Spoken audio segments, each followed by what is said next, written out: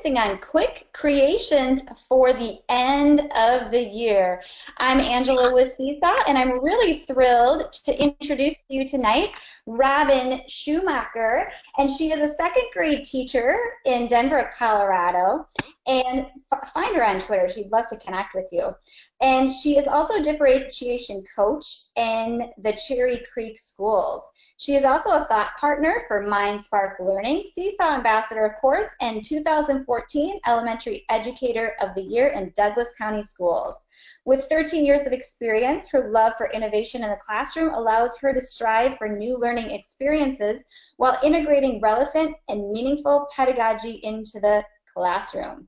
She loves teaching and learning with both students and teachers, and she can't wait to share her experiences with you today. So she's got an amazing slide deck prepared for you, and we have such a short amount of time together. She is actually going to pull up the slides on her computer, and I will be here answering questions. If you have them, you just type them into the question box. That's how it works here in the live webinar. Robin, looking good. Just go to that present button and push present next to comments there, and we will see your screen full screen. There you go, I see it. Just another note as well is you will also get these slides and this recording emailed to you after this webinar, about 2 hours after, if you registered. So welcome, Robin. Hi guys, I'm so excited to be here. We'll jump right in since I only have 10 minutes. I timed myself a few times today. I got it under 10 minutes, so I will do my best to keep it there. I am just going to share some quick creations for the end of the year. It's that long time of the year. We have 3 weeks left. My kids don't want to write anymore. They want to do fun, creative stuff. So I have taken a bunch of end of the year stuff that I used to do on pen and paper and do fun crafts, and now I put it into Seesaw. So a little bit about me. You can follow me on Twitter. I'm a second grade teacher. I just teach part-time in the mornings, and I have the afternoons with my awesome 2-year-old son. So I am going to jump in really quick, a little bit about me and why I use Seesaw. I have used it for 2 years now. The first year pretty much took a lot of pictures and uploaded work, and students reflected on what they did. And this year it's really transformed my classroom. I am really using it as a tool for students to connect with each other. It's been a great authentic tool to connect with parents, with each other, and really to differentiate their learning. So just a quick quote as we go in: learn throughout your career like it's your first day, or your last day might come too soon. I'm about 13 or 14 years in, and I'm always learning new stuff from exploring and just from my students. So we'll jump in with some quick shares I'm going to show with you guys tonight. All of them are hyperlinked, so you can actually find them through the Seesaw share link. The first one I have tonight is a little end of the year favorite subject, favorite class, favorite activity. This was just an image I added in for my students. I took a screenshot of something I had, and they went in and they put emojis and words in. It's a fun one. If you do the end of the year yearbooks, you could take an image of something from this and just use it for how your students would like it. One we just did last week was my summer bucket list. This was really fun. My students usually do a little craft. It takes about a day or two to do it, and they write about their summer bucket list. So we just did it digital this year, and the kids came up with really great ideas. We have found a lot of power in emojis this year, so my students like to do labels with emojis. The next one I want to show you guys is an IM poetry unit we do. We do it at the beginning of the year and the end of the year to follow up with the students. And we just used our image and selfies as a planner. Actually, my students are doing this tomorrow with my sub, so everything's shared out to my students tonight through our class feed, and they're going to work on it. And then I'll just see it tomorrow because I need to stay home with a little sick kid. So basically, I just use this as a planner. I still find the writing extremely important, so I even have the writing link for you. And it's just really ponderings about their second grade and what they're going to do when they go on to third grade. A few more quick shares that we do. Next week, we will be doing Move Up Day, and Move Up Day is when we go meet the grade above us and we get to meet our teachers. We don't really know our teachers yet, but the students get to go see the classrooms, have fun with the teachers, see kind of what third grade is all about. So we just took an image of some sunglasses that we're going to share out, and we put a little caption on it or a title: third grade looks so bright. I cannot wait to ... So we put a few examples: meet my teacher, be on student council, make new friends, divide, be bigger, learn, and read. If you don't know about Move Up Days, they're pretty fun, so I put a link about them. It's just a fun way to get to meet teachers and know them so that it takes away the anxiety for the students going into the next grade. Another activity I used to do, which took almost a week, is where my students drew their face, and then they cut out these big funny sunglasses, and they wrote on the sunglasses about what they wanted to do in the summer. So I still really like that activity. I'm going to do it with my students, but this was a brainstorming activity. I just did it with my son tonight to pop it up on here. So we just said, summer looks so bright, I can't wait to. And he said, swim, go to the zoo, and color. And my son even picked these emojis, and he's 2.5. So it's been lots of fun to work through these images and to use them in the classroom. Another quick share are just some checking in grids that I do with my students. These are images or documents that I create either in Word, and then I export them as a PDF, and then I create the JPEG, and I'll show you guys how to do that tonight. This is just a little self-esteem grid. You put your name in the middle. My friends tell me I'm innovative. I struggle with focusing. Most people don't know I'm double jointed. The best part about this, and what my students love the most, is doing the words, but then adding that creativity in with the emojis. Some kids use the drawing tools as well. Another one my kids did last week, because I was out for a district meeting, is they're ending their year with emojis. So it says sum up each category with an emoji. Again, this was something I just created, and then I exported the image to my students in the class feed.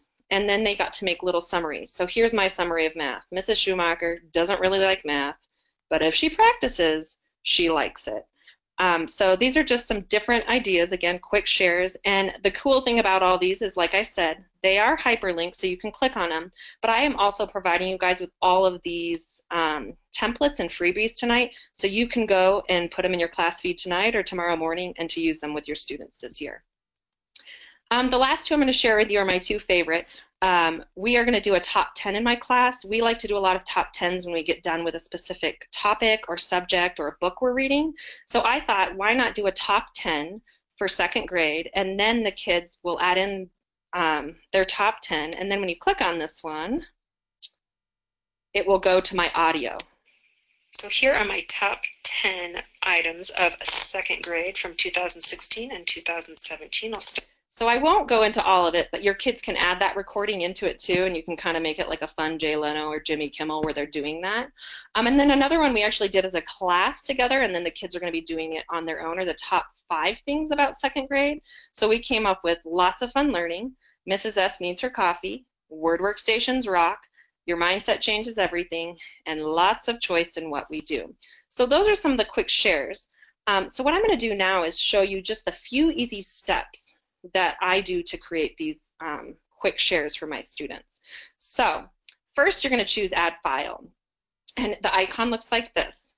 It says to access all annotation tools, you must upload as a JPEG or a PNG. This is really important, and I actually learned this when I started playing with labels, is I was like, oh, well, some of these things are working and some of them are not. It has to be an image file, a JPEG or a PNG, to access all annotation tools. If you upload a PDF to your students, they will only have access to the audio annotation tool and the caption.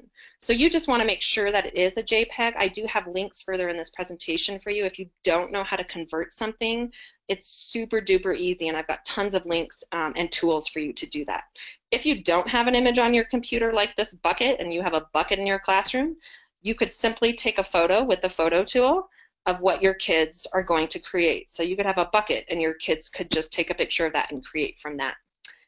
The next step would be to select the label tool and create a title in your template. What I'm learning through creating these quick creations for my students is that I go and create the title for them. I used to write it on the board, and it kind of became a little confusing.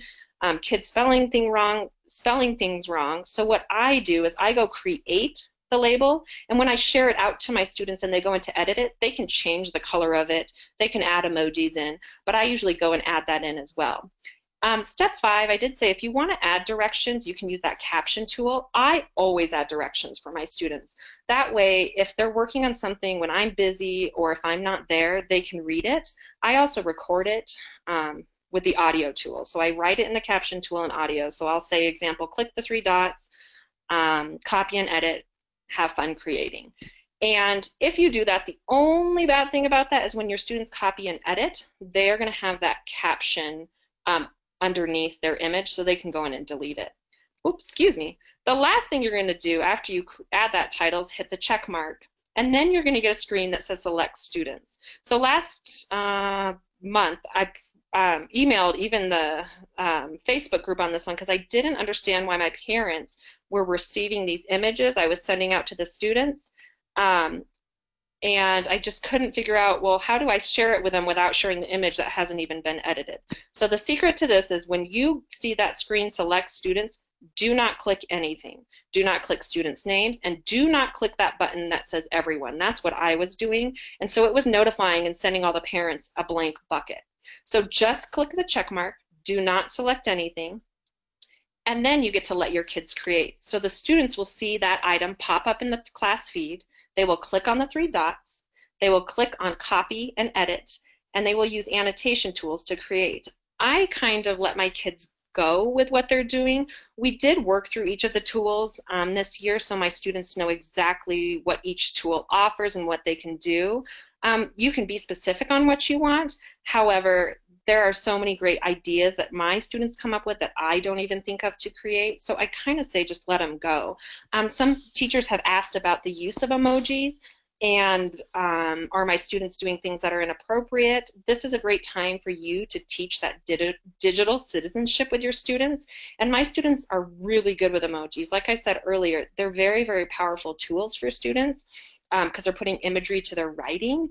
And I mean, there are some days where my students will only use emojis to do a summary and not writing. So definitely let the kids create.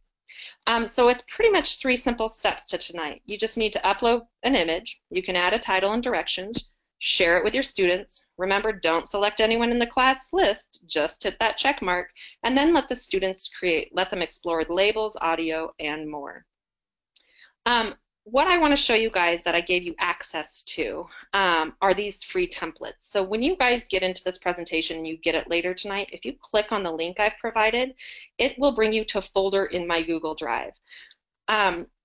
Let's see. So everything I've added in here are templates I'm either going to use or have used with my students, and you can use it for any grade level. Like I did say though, make sure just with those images that they're free stock images, and I have some links for you too in the presentation where you can find those. And then I just kind of keep adding as I go. I don't have all of my examples in here for you because they're linked into the presentation, but I do have everything for you, and they're all in JPEG or PNG format, so you can add them tonight, you can add them tomorrow, and you can create with your students. The last one that's new that you will see in this file is this end of the year t-shirt. One of my boys said he wanted to design second grade t-shirts for the end of the year, so we're going to do that. So I popped that one in there, found it online for free, and we're going to do that. So kind of as I get through the last part here, I'm going to show you some links too. I'm not going to click on everything, but I'm going to show you what's available to you. I have created printable directions for teachers and for students. So teachers, if you need to kind of go through this step by step again, you just click on this link and I have directions for you and your students. I also have a Google Doc that I started to create where you can find some free stock images on the internet because you want to make sure if you're using those images that they're not images that you have to pay for or that are copyrighted, and that they're images that you can actually manipulate and reuse again. I also create a little how-to video. It's a 5-minute screencast on how to upload images to students again, so if you kind of need a little refresher, it's in that presentation. And then a lot of people use Adobe. I don't have the official software. I kind of have a trial version of it, but I did link an article in here of how to change a PDF into a JPEG, because if you have Adobe Suite, you can do that. I don't have Adobe Suite, so I cannot do that. And I did say also remember that if you have any type of a PDF on my Mac, I just open it in preview and I go to that file and I click on file and I can hit export as a JPEG and change that file from a PDF. Or you can simply, if you have a worksheet, some of the grids I just take a screenshot with my iPad, my phone, and then that way I can upload it to my students. A few more ideas for the end of the year. Some I have gotten to, some I have not yet. Doing an end of the year scavenger hunt. You can use an image with labels for one clue, and then you can hide other clues around the school with QR codes. And if you have older kids, your students could create this scavenger hunt. You could do an end of the year paper slide video. If you don't know what a paper slide video is, it's super simple. And then you just create a little paper slide video. The kids could make a little memory slide video and then use an app like Shadow Puppet to put voice to it, and the students can share in Seesaw. And then another one that's actually kind of blown up on Facebook and the Twitterverse, I started doing it last week. It's called A Friend a Day in May. So one student a day takes a selfie, and each student then goes to the back of the room and they leave that iPad open and they just label and describe that student. I put a list of character traits there so that they can pick words, and my students get to pick one word and one emoji. And I have an example of that in the template folder for you. So that at least we're acknowledging each kid in May. I print that out and we're going to add it into their memory books at the end of the year. So that was kind of fast, probably faster than I expected. Does anyone have any questions for me? I love it, Robin. So, Robin, leave your slide up there just so we can have that delightful gift Okay. going at us Okay. here. So just go back into present mode, and what we're going to do is just take a minute or two to answer your questions here live. So we'll leave that up so you can see her contact information, but let's go into some questions.